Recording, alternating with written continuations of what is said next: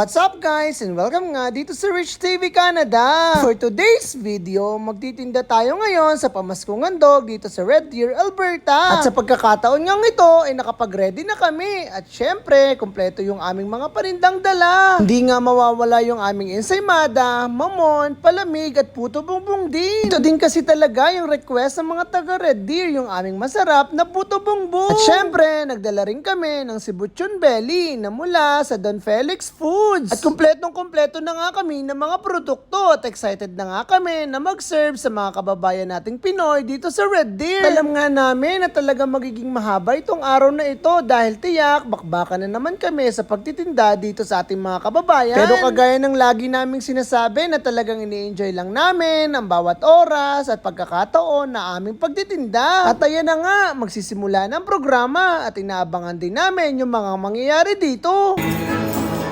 Also, God bless you. Make a pray for you. Thank you, thank you.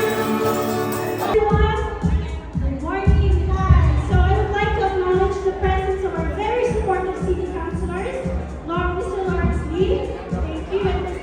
At ayan na nga, kita nyo naman na talaga nagsimula na kaming dagsain ng aming mga customer. Nakakatuwa nga yung ating mga kababayan dito sa Red Deer, talagang napaka-supportive nila. At sa pagkakataon niyang ito, ay nagsimula na akong mamasyal dun sa aking mga kasamahang mga vendor. At kita nyo naman, marami rin nagtitinda dito na kagaya namin. Nakakatuwa nga tingnan kasi iba't iba yung mga paninda na makikita nyo rito. Kaya naman yung mga tao dito ay talagang enjoy na enjoy sa pamimili ng mga paninda dito.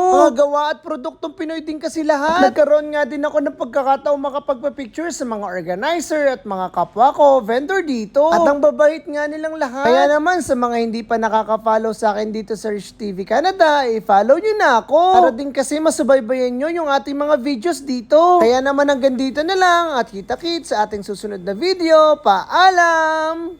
Gusto mo bang buhay ay